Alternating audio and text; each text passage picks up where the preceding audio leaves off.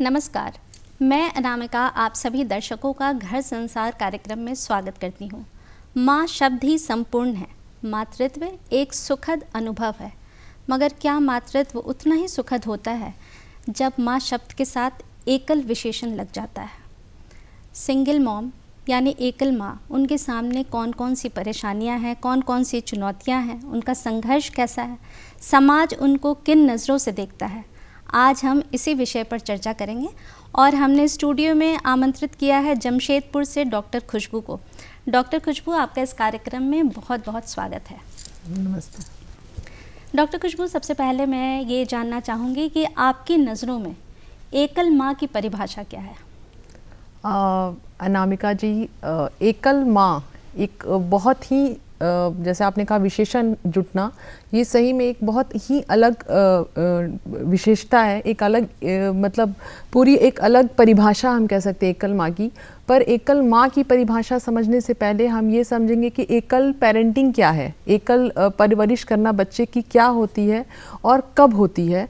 देखिए, जब एक बच्चा जन्म लेता है तो ये माता और पिता दोनों की जिम्मेवारी होती है कि बच्चे को एक अच्छा जीवन दे। उन दोनों को की ये जिम्मेवारी है कि बच्चे को हर तरीके से एक बैलेंस्ड लाइफ दे, चाहे वो आर्थिक तरीके से बच्चे को हेल्प करना है या फिर सामाजिक तरीके से या फिर बच्चे का फिजिकली उसको सपोर्ट करना है। हर तरीके से माता और पिता ये दोनों की रिस्पॉन्सिबिलिटी होती है कि वो बच्चे को उस तरह से उसकी परवरिश करे। पर अगर कुछ होने से, जैसे कि माता या पिता की अकस्मात मृत्यु हो जाने से या किन्हीं कारणों से दोनों में अगर कुछ अलगाव की स्थिति होती है, तो उस कंडीशन में जब माँ या पिता अकेले बच्चे की परवरिश करता है, तो ऐसे में अगर पिता अकेले है तो हम कहते हैं एकल पिता है, और अगर माता वो रोल निभाती है तो हम कहते हैं वो एकल माता है। तो एकल माता मतलब बच्चे की हर तरह से परवरिश की जिम्मेवारी माँ का खुद का लेना एकल माँ की परिभाषा है। माँ बनना तो एक बहुत बड़ी जिम्मेदारी खुद ही है, लेकिन जब ये जिम्मेदारी अकेले एक माँ को निभाना पड़े तो कितना मुश्किल है ये सफ़र? हाँ, ये तो एकदम सही है। माँ बनना ही देखिए, ये बहुत एक सुखद अनुभव होने के साथ साथ जिम्मेदारियों का हम कह सकते हैं कि एक खजाना है। जब आप माँ बनते हैं तो आपके ऊपर बहुत सारी जिम्मेदारियां आ जाती हैं। इसीलिए कहते हैं कि स्त्री और पुरुष मतलब माँ और पिता दोनों जीवन रूपी गाड़ी के दो पहिए हैं। अगर एक पहिया भी हटता है तो दूसरे पहिए पे वो सारी जिम्मेदारियां आ जाती हैं। तो आप कह सकते हैं कि एकल माँ की जिम्मेवारियाँ, एकल माँ के जो चैलेंजेस हैं वो कई गुना बढ़ जाते हैं उन माँओं की अपेक्षा जहाँ पे पिता भी साथ में होते हैं, चाहे वो आर्थिक हो, चाहे वो सामाजिक हो, चाहे वो बच्चे के फिजिकल ग्रोथ हो। हर जगह माँ को अकेले ही सारा निर्णय लेना पड़ता है। हर तरीके की परवरिश एक एकल माँ को स्वयं अकेले करनी पड़ती है। तो ये एक बहुत बड़ा हम कह सकते हैं कि माँ के लिए, एक एकल माँ के लिए वो चैलेंज के रूप में रहता है। अच्छा, बच्चा भी जो है उनको दोनों पेरेंट्स चाहिए, मदर फादर दोनों चाहिए, परवरिश अच्छी होती है उनकी। तो ऐसे में बच्चे के परवरिश पर कितना फ़र्क पड़ता है? देखिए, बहुत अच्छा सवाल है। बच्चे की परवरिश पे तो देखिए, मैं तो कहती हूँ कि पूरा एकदम से चीज़ें बदल जाती हैं। जहाँ माँ बहुत ही कोमल हृदय के साथ बच्चे की परवरिश करती है, वहाँ उनकी ज़िंदगी में पिता क्या है, जगह पे थोड़ा थोड़ा सा उनका जो स्वभाव होता है, थोड़ा स्ट्रांग होकर के हर जो एक डिसीज़न लेना होता है माँ और पिता मिलकर के लेते हैं। लेकिन जब माँ अकेले हो जाती है तो कहीं ना कहीं मन में एक ग्लानि हो जाती है कि ऐसा तो नहीं कि मैं कोई गलती कर रही हूँ, या जो भी वजह हुई मैं अपने बच्चे को वो परवरिश नहीं दे पा रही हूँ जैसा कि माँ और पिता हम दोनों मिल कर के देते। तो इस केस में कहीं ना कहीं अगर बच्चा 5 साल से छोटा है तो उतनी समझ बच्चे में डेवलप नहीं हो पाती है। वो सिर्फ और सिर्फ पिता को मिस करता है, पिता को कहीं ना कहीं वो ढूंढता है। लेकिन अगर बच्चा थोड़ा बड़ा है तो उस केस में बच्चे को भी समझ में आने लगता है, वो भी समाज में रहने लगता है, दोस्तों से मिलता है। परिवार में बहुत ऐसे रिश्तेदार हैं जो कहीं ना कहीं बच्चे को इस तरह से समझाने लगते हैं कि तुम्हारे पिता तुम्हारे साथ नहीं है, उसको ये एहसास दिलाते हैं। तो उस समय कभी कभी बच्चों का गलत भी असर पड़ने लगता है, बच्चे गलत तरीके से भी उस बात को लेने लगते हैं और कहीं ना कहीं वो अपनी माँ को इस बात के लिए जिम्मेवार ठहराने लगते हैं। तो बच्चे के खुद के विकास पे भी बहुत ज़्यादा असर पड़ता है एक एकल माँ के ज़िंदगी में। और ऐसा है कि सामाजिक तौर पे भी बच्चों का जीवन जो है वो उस पर भी असर पड़ता है। तो सामाजिक तौर पे बच्चे किस तरीके के भेदभाव उनके साथ होता है या कैसी प्रॉब्लम उनके साथ होती है? देखिए, सबसे तो प्रॉब्लम यही है ना, हमारा सबसे बड़ा तो समाज ही हमारे लिए सबसे, जो कहते हैं कि किसी की ज़िंदगी में समाज जितना सपोर्ट करता है, जितना सहायता देता है, कहीं ना कहीं यही समाज पलट के एक, कहते हैं ना, पलटवार भी करता है। एक बच्चा, एक एकल माँ जब चाहती है कि वो अपने बच्चे की परवरिश करे, उस कंडीशन में कहीं ना कहीं ये समाज उस बच्चे को ये एहसास दिलाने लगता है कि तुम अकेले हो। जैसे अगर बच्चा स्कूल ही जा रहा है, वहाँ पे उसका समाज क्या है, उसके खुद के दोस्त, वहाँ पे कभी कभी उसके खुद के दोस्त भी उसको ये एहसास दिलाते हैं कि तुम्हारे साथ तुम्हारे पिता क्यों नहीं आए। कभी कभी टीचर्स भी ऐसा होता है कि कुछ ऐसी बात पे कुछ ऐसे शब्द बोल देती हैं कि बच्चे के जो कोमल हृदय पे बहुत असर पड़ जाता है। तो कहीं ना कहीं मैं कह सकती हूँ कि एक एकल माँ के द्वारा जो बच्चे की परवरिश होती है, वहाँ पे ये समाज एक भेदभाव ज़रूर कर देता है। और जब एक गलती एक ऐसा बच्चा कर रहा है जहाँ माता पिता दोनों हैं, की अपेक्षा अगर एक बच्चा जहाँ अकेली माँ उसकी परवरिश कर रही है, कहीं ना कहीं एक सवाल समाज ये पैदा करता है कि कहीं ऐसा तो नहीं कि ये उसका व्यवहार या कोई एक जो भी चीज़ बच्चा कर रहा है, ऐसा तो नहीं कि ये सिर्फ माँ, अकेली माँ है, ऐसा इसलिए हो रहा है, पिता साथ होते तो शायद नहीं होता। तो ये एक प्रश्न हमेशा बच्चे के साथ जुड़ जाता है। और माँ के मन में भी डर ये बना रहता है कि बच्चा अकेले है तो कहीं बिगड़ न जाए।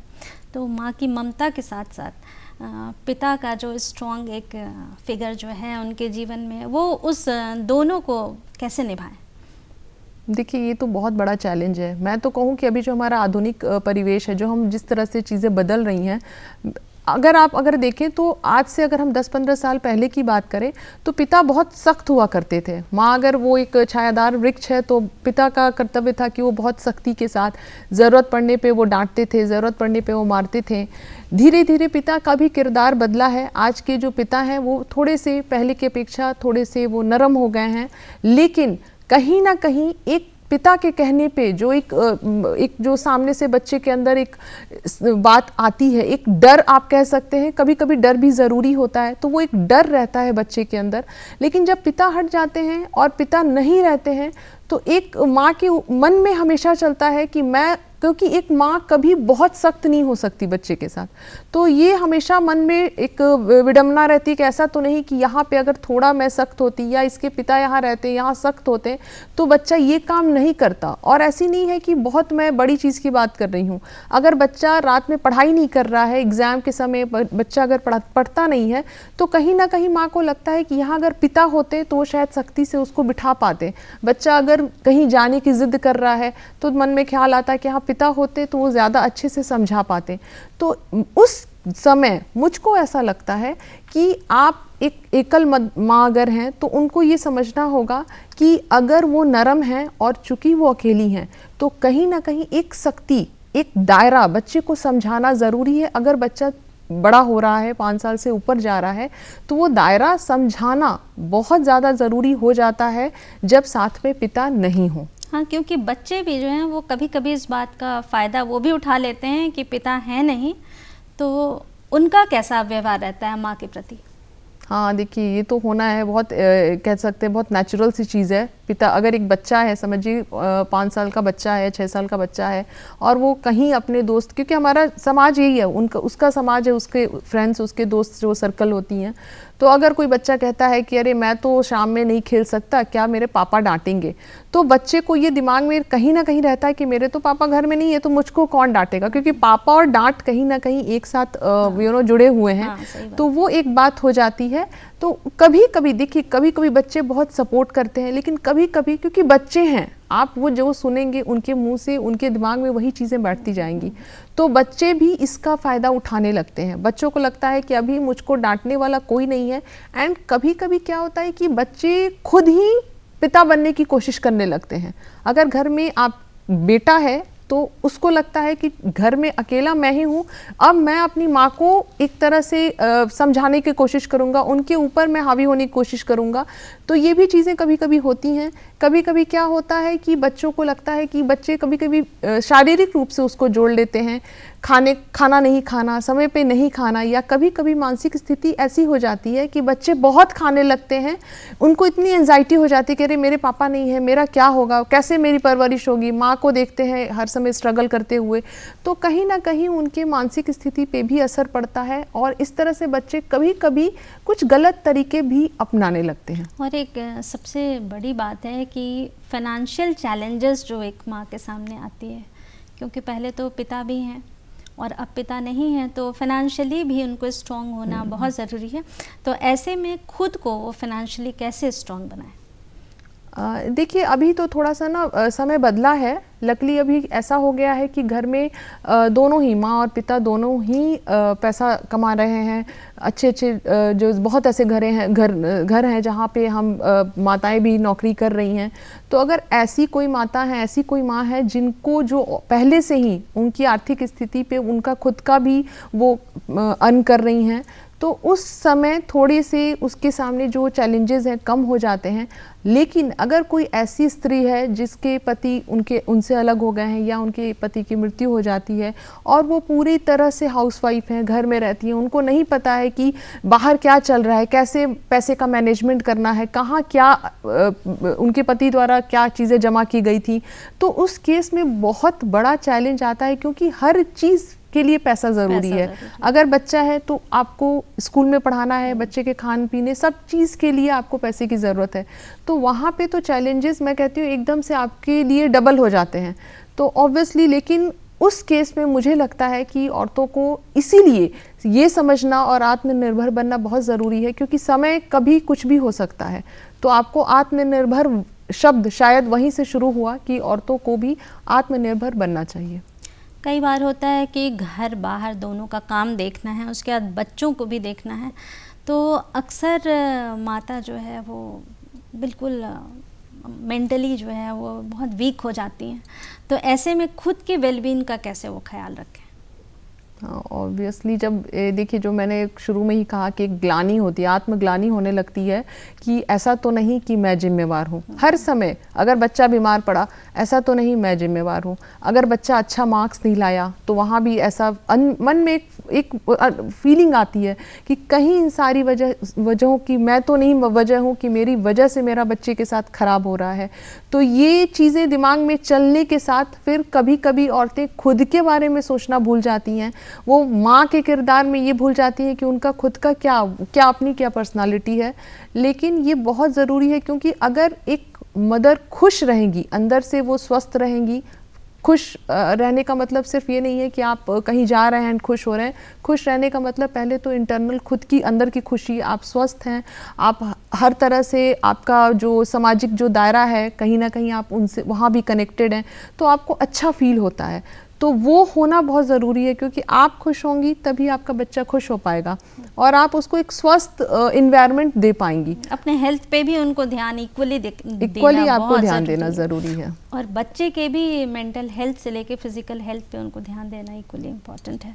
अब रिस्पॉन्सिबिलिटीज़ तो बहुत ज़्यादा बढ़ जाती हैं, तो एजुकेशन है, फिर करियर है, यहाँ तक कि शादी तक का जो निर्णय है उनको खुद ही लेना पड़ता है। ऊपर से सामाजिक दबाव जो है वो बना रहता है। तो इन सब में कैसे कोप अप करें?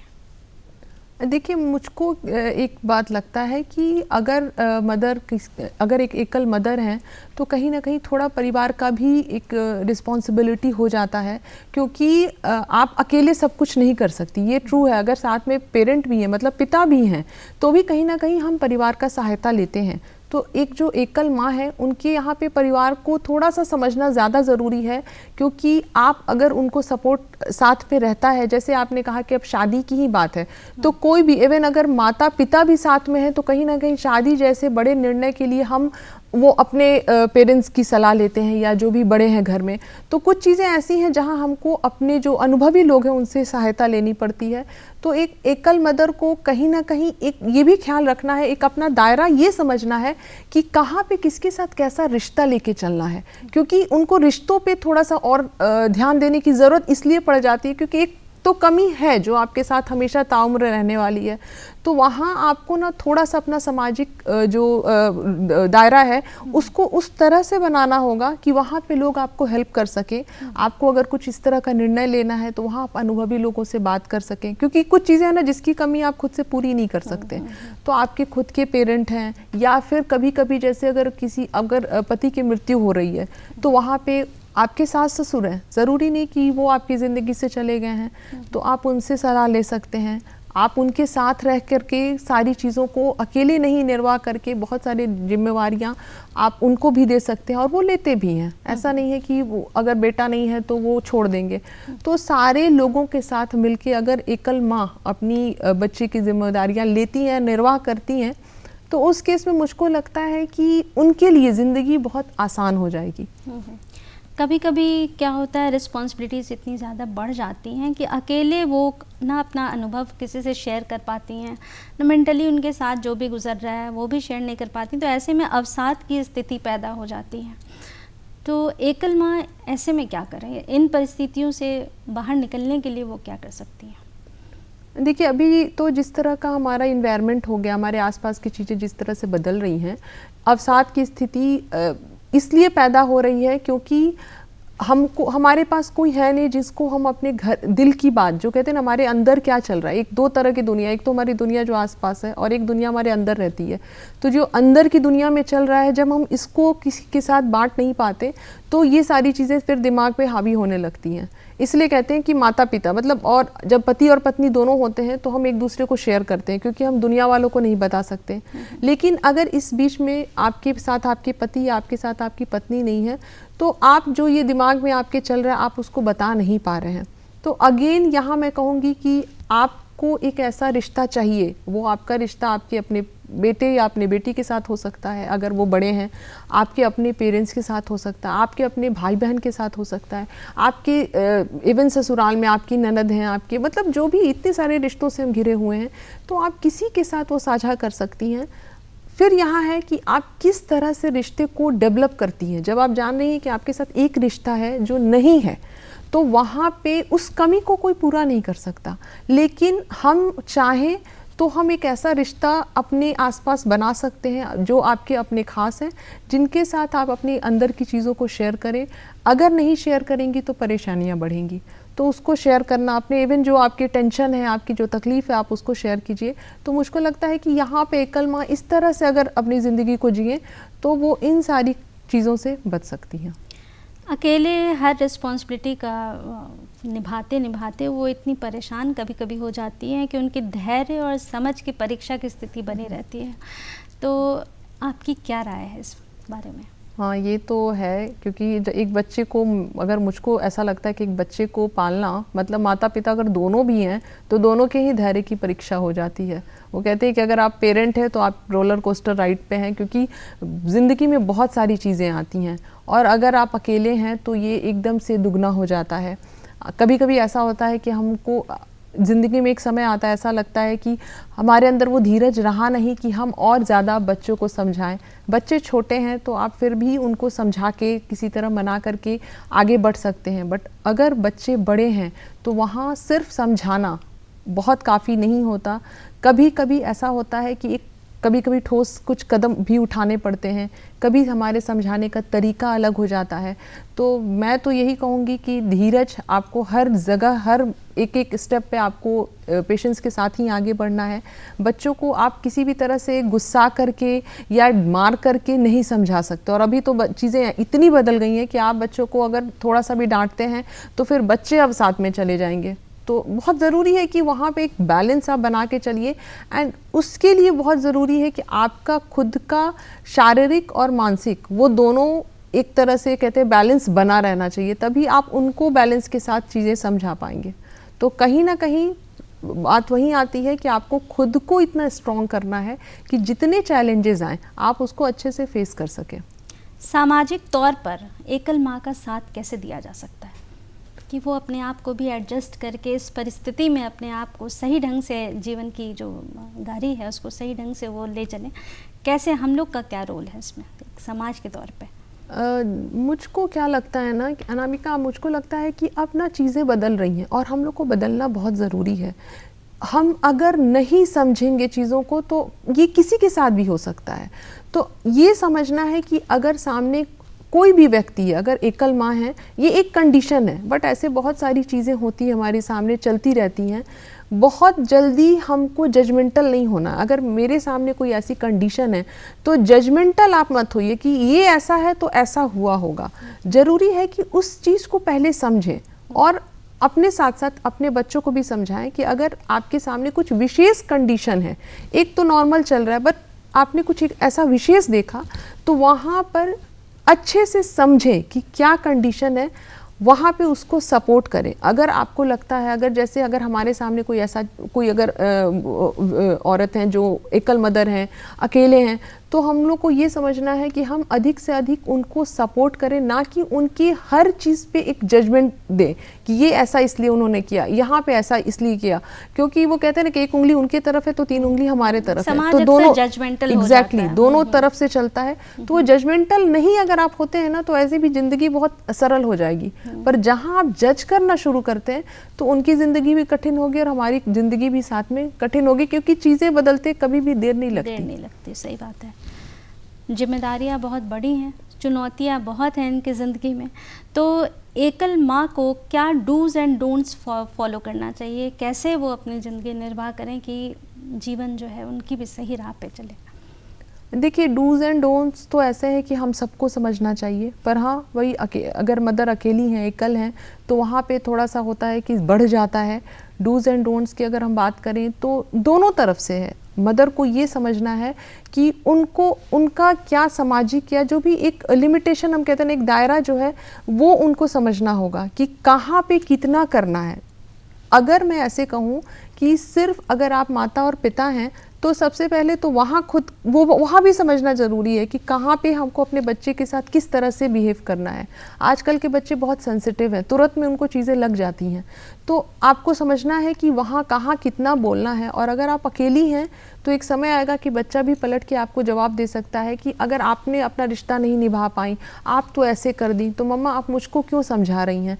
तो यहाँ पे आपको अपना दायरा समझना है कि आपको कहाँ पर बच्चे को कितना समझाना है, कितना नहीं समझाना है, कितना उसके साथ स्ट्रिक्ट होना है और कहाँ पे ढिलाई देनी है। क्योंकि जैसा कहते हैं ना कि अगर आप किसी चीज़ को बहुत मोड़ोगे तो वो अंत में टूट जाएगा। तो अगर हम बहुत स्ट्रिक्ट हुए जा रहे हैं और हम सोच रहे हैं कि मेरे स्ट्रिक्ट होने से बच्चे बहुत डिसिप्लिन्ड होंगे, बच्चे मेरी हर बात मानेंगे, तो वो गलत है। क्योंकि अगर आपके पास से उसको हर चीज़ नहीं मिलेगा तो वो खुशी कहीं और ढूंढने की कोशिश करने लगेगा। तो बहुत ज़रूरी है कि आप संयम रहें, अपने आप को समझें, कहाँ पे क्या करना है, ये दायरे को समझते हुए आगे बढ़ें। हर रिश्ता, अगर किसी रिश्ते को आपने खोया है तो आप दूसरे रिश्ते में भी जा सकते हैं, दूसरे रिश्ते में भी आगे बढ़ सकते हैं, पर वो रिश्ता कैसा होना चाहिए ये समझ के साथ आगे बढ़ना बहुत ज़रूरी है। अक्सर स्ट्रेस होने की स्थिति पैदा हो जाती है, तो एकल मदर मतलब किस वक्त वो एक विशेषज्ञ की सहायता लेनी उनको ज़रूरी हो जाएगी? जब ऐसा लगे कि अब मेरा खुद पे कोई कंट्रोल नहीं है, जब ऐसा लगने लगे कि आपके हाथ से चीज़ें निकलने लगी हैं, जब बार बार आत्मग्लानि होने लगे कि नहीं अभी यहाँ भी मैंने गलत किया। देखिए, कभी ना कभी स्थिति पैदा होती है कि हर इंसान को लगता है कि वो गलत है, पर अगर आप दिन भर में आपको एक बार नहीं, दो बार नहीं, 10 बार ऐसा लग रहा है कि मैं गलत हूँ, यहाँ मैंने गलत किया, या फिर ये नहीं समझ में आ रहा है कि मैं जो कर रही हूँ वो क्यों कर रही हूँ, या आपको ऐसा लगे कि यहाँ पर अगर कोई अलग तरह का मुझको हेल्प मिल जाए तो मेरी ज़िंदगी और बेहतर हो सकती है, या मैं चीज़ों को और अच्छे से कर सकती हूँ, तो उस जगह पर एकल मदर को विशेषज्ञ की सलाह लेनी चाहिए कि किस तरह से ज़िंदगी को और आसान की जाए। डॉक्टर खुशबू, आप हमारे कार्यक्रम में आए, इतनी अहम जानकारियाँ आपने साझा किया हमारे दर्शकों के साथ, आपका बहुत बहुत धन्यवाद। दर्शकों, आज हमने अपने कार्यक्रम में देखा कि एकल माँ के सामने कौन कौन सी समस्याएं हैं, जिम्मेदारी बहुत बड़ी है, तो अगर हम इनको पीछे न खींचने के बजाय इनका साथ दें, इनको और स्ट्रॉन्ग बनाएं, तो इनकी राह भी और आसान हो सकती है। आज के लिए बस इतना ही। नमस्कार।